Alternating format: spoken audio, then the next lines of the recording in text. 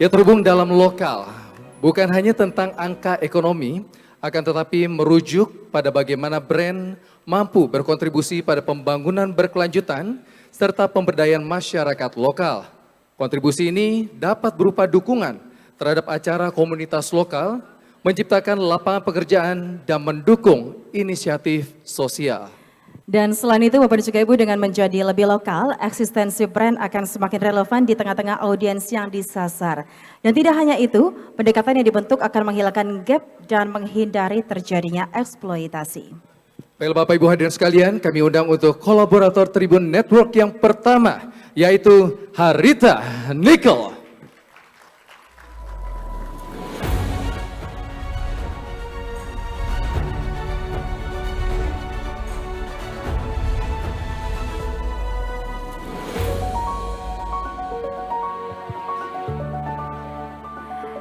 Bapak dan juga Ibu, Harita Nickel memperkuat keterlibatan supplier lokal dalam rantai pasok pangan. Menerapkan prinsip creating share value dengan kolaborasi yang kuat, Harita Nickel mendorong produksi lokal berkelanjutan, pertumbuhan ekonomi dan kesejahteraan bagi komunitas lokal. Collaborator Talks tumbuh bersama. Menciptakan nilai bersama akan dibawakan oleh Bapak Latif Supriyadi selaku Head of External Relation Harita Nickel. Kami persilakan dan boleh kita berikan tepuk tangan yang meriah.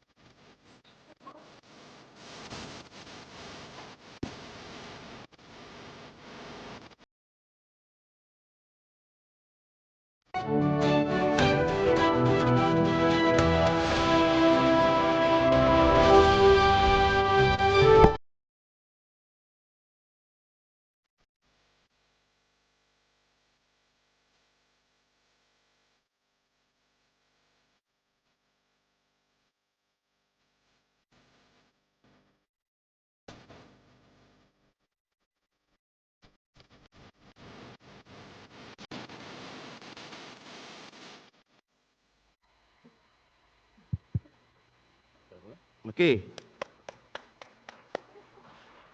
Selamat malam, Assalamualaikum warahmatullahi wabarakatuh.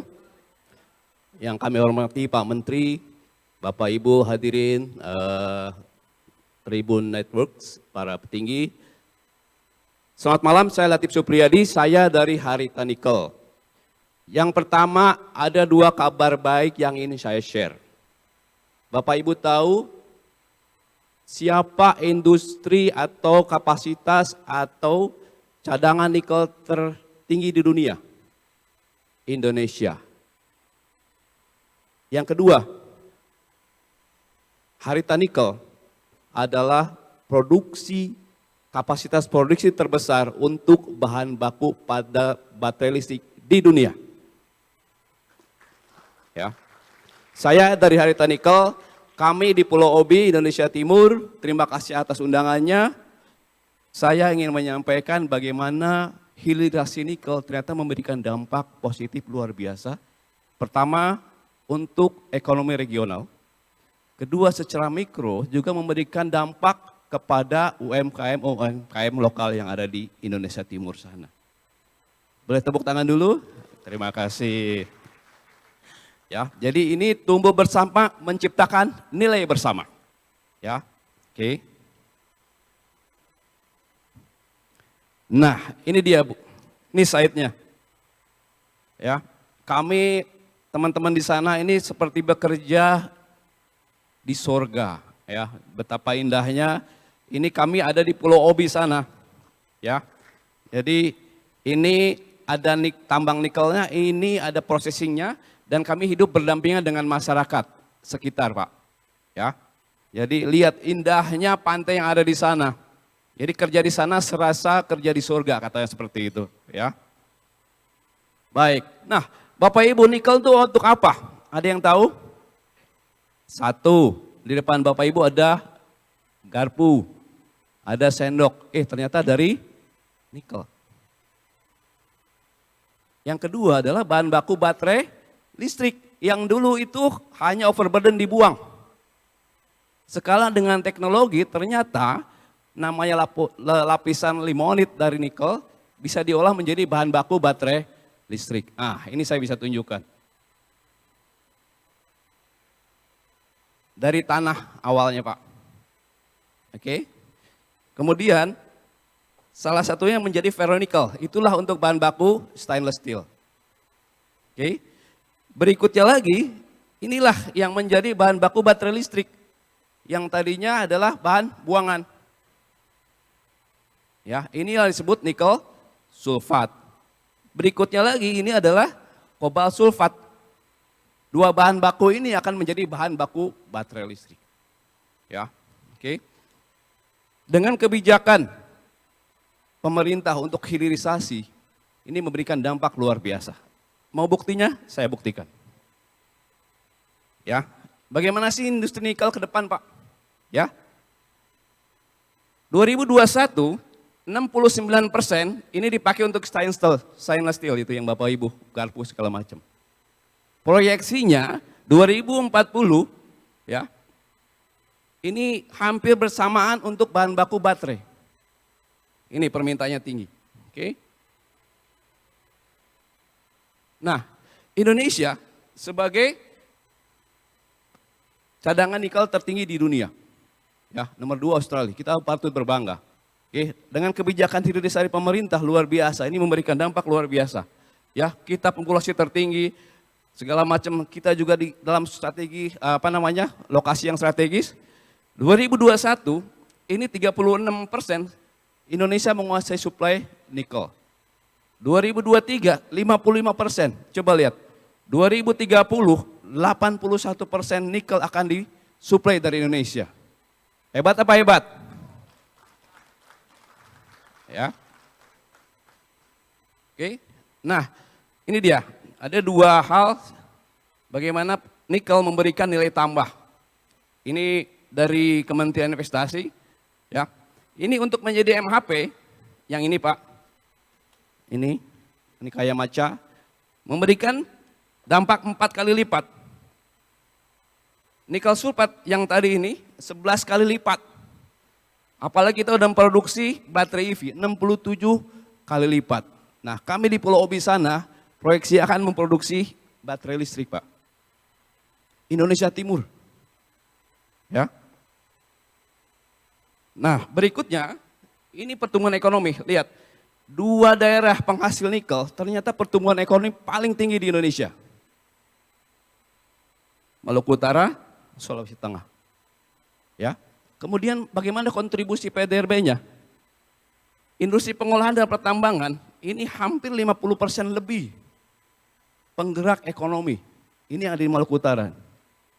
Bagaimana Maluku Utara tergerak ekonominya dari hasil hilirisasi produk nikel yang digagas oleh pemerintah. Ya. Nah, sekarang Harita seperti apa? Ini tadi saya sampaikan, kami ada di Pulau Obi, Pak. Jadi kalau ke sana, kami dari Jakarta, terbang ke Ternate 3,5 jam. Dari Ternate terbang lagi ke Labuhai, kabupaten, naik speed lagi 3,5 jam Pak Menteri. Oke, bagaimana ini terpencil. Tetapi itulah saya bilang, Tuhan ini maha adil. Bagaimana nikel kok disimpan di sana di pulau terpencil. Mungkin kalau tanpa nikel kita tidak alasan mau ke sana. Ya. Tugas kami adalah bagaimana keberadaan nikel ini juga memberikan manfaat buat masyarakat. Kami di sana ada lebih dari 20.000 karyawan. Termasuk dengan kontraktor itu 35.000 kurang lebih. Oke. 80% lebih orang Indonesia dan lebih dari 50% karyawan lokal. Ini udah impact. Oke. Nah, sekarang terjadi namanya megatrend ESG. Bagaimana ESG menjadi driver untuk kita semua? Ya, tadi sudah disampaikan bahwa ini regulasi mendorong praktek keberlanjutan, tadi sudah disampaikan. Ya Pak. Kemudian kinerja keberlanjutan adalah isu material industri ekstraktif, kami ekstraktif. Semua sekarang bicara ESG. Ya. Kemudian kami pernah didatangi Mercedes, pernah didatangi juga Ford. segala macam. Mereka ini memastikan bahwa tambang kami memang memenuhi prinsip-prinsip ESG. Jadi semua produsen kendaraan listrik sekarang sampai ke Pulau Obi sana lihat ini emisinya jalan apa enggak. Kalau tidak mau beli mereka. Oke. Kemudian menjadi pertimbangan investasi. Nah sekarang nih bank tidak sembarangan. Datang juga ke sana nih lender-lendernya, investornya. Kalian ESG-nya jalan enggak? Oke. Berikutnya lagi kita ada komitmen net zero emission 2050. Indonesia itu paling cepat 2060. Jadi nanti tidak akan ada lagi kendaraan berbasis fosil, ya Pak Menteri. Jadi dasar-dasar itu yang kita ingin sampaikan. Nah, bagaimana kami dari sisi ESG, dari sisi sosial, ya, bagaimana mengelola stakeholder expectation. Karena di sana itu masyarakat juga ada demand-nya. Bagaimana stakeholder juga ingin mendapatkan manfaat. Tugas kami adalah menjembatani itu semua, ya. Pak, listrik aja di sana tidak ada. Ini paling sederhana nih. Begitu masyarakat kita kasih listrik luar biasa senang nih. Ya, ini contoh nih. Oke, jadi ingin kami tumbuh bersama dengan masyarakat. Oke, ini lanjut. Nah, ini saya sedikit Pulau Obi. Pak, ini ada 6 kecamatan, ini luasnya adalah 2.500, ini 3 kali lipat Jakarta. Tidak ada listrik kecuali di sini, ada PLN, semua 34 desa. Masyarakat di sana mostly pendapatannya dari bertani, tapi bukan bertani sawah, pekebun istilahnya, karet, kelapa, sama cengkeh. Oke.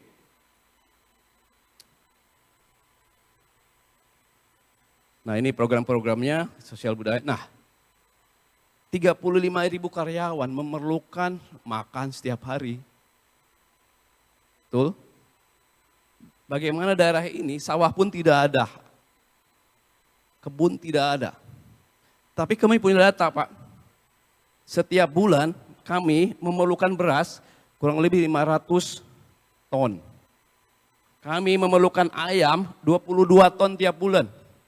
Kami memerlukan telur, itu 5 rak ya. Itu 5 rak itu setara berapa kali 20. Kemudian contoh saja, tahu saja setiap bulan kami perlu 53.000 butir Pak. Dan ini tidak ada di sana. Oke, nah kesempatan ini kita komunikasikan kepada masyarakat, bisa tidak diproduksi oleh masyarakat sana. Oke. Sejauh ini Pak, kita mengenal namanya One Product, One Product Supply Chain. Jadi setiap desa ini kami bicara dengan masyarakat, mana dari semua ini yang bisa disuplai. Ya, sawah pun tidak ada.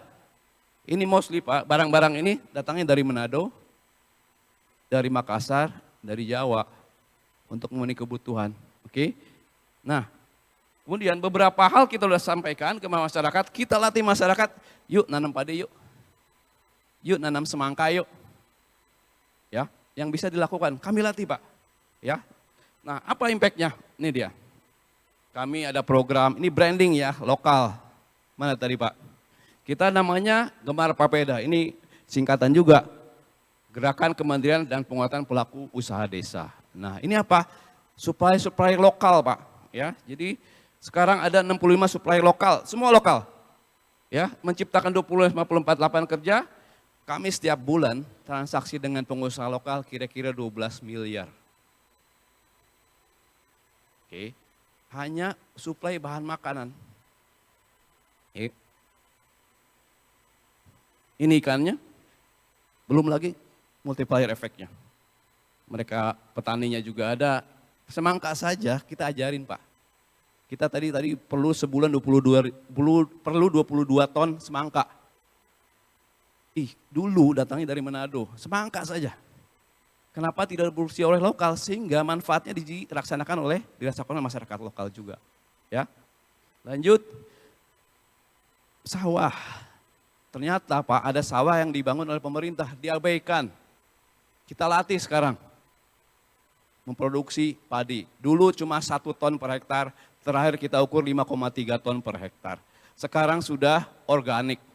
Bagaimana kotoran-kotoran hewan yang dulunya dibuang, kami ajarin membuat pupuk organik. Manfaatnya 3, 1, biaya lebih murah. Kedua, lebih sehat produknya, ya kan. Ketiga, pendapatan juga meningkat.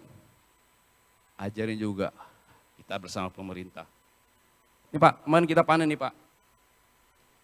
Beras Sentani Pulen, ya kan. Ini sama seperti ini Jajar Legowo juga. Oke. Ini juga UMKM Pak tadi. Ibu-ibu di sana kita ajarin membuat produk-produk makanan lokal, bikin tempe, bikin keripik, ya kan. Ini salah satu kemarin saya baru buka.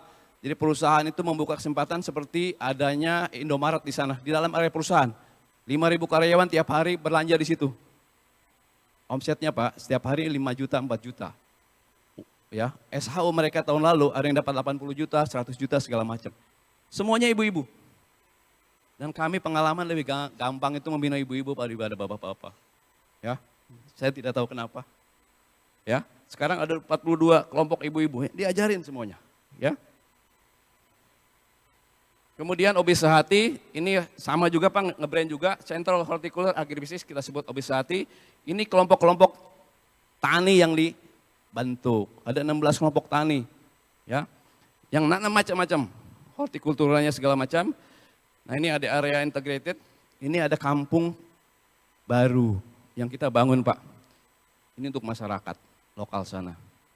Ada portnya, ada area bisnisnya, area pertaniannya, ya kan? Area industri kecilnya. Lengkap dengan fasilitas pendidikan, kesehatan, air bersih, listrik. Ini mungkin area masyarakat yang paling canggih di Indonesia Timur. Ya. Oke. Dengan berbagai macam fasilitas. Ya. Kemudian ini impact dari semua program kami itu menciptakan lapangan kerja hampir 700. Karena tidak semua bisa diakomodasi oleh perusahaan. Tapi program-program kami menciptakan lapangan kerja baru di desa hampir 700. Jadi mereka tinggal di desa, ada perusahaan, dapat impact. Ya. Oke, ini integrasi kita lakukan strategic partnership. Nah ini dia. Ternyata Pak, dari semua program kami itu menciptakan lokal hero yang menjadi penggerak di desa masing-masing. Ya, kemarin ada mendapat penghargaan dari Pak Wakil, alhamdulillah. Kemudian ada ibu-ibu juga segala macam. Ini kami mendapat apresiasi dan ini menjadi penyemangat kami. Ya, sekali lagi bahwa apa-apa yang ingin kita kerjakan dengan program pemerintah hilirisasi nikel, bagaimana bisa menciptakan pekerjaan di desa, bagaimana bisa menciptakan peluang kesempatan buat masyarakat untuk berbisnis, bagaimana kesejahteraan bisa meningkat. Kami ingin bahwa dari Pulau Obi sana tidak hanya nikel yang diekspor, tetapi juga ada produk-produk pertanian yang diekspor, ya, sehingga kesejahteraan Indonesia yang tadi disampaikan merata itu salah satunya akan tumbuh dari Pulau Obi di Indonesia Timur. Terima kasih. Assalamualaikum warahmatullahi wabarakatuh. Waalaikumsalam warahmatullahi wabarakatuh. Terima kasih banyak kami ucapkan kepada Bapak Latif Supriyadi, Head of External Relation Harita Nikel atas penjelasannya.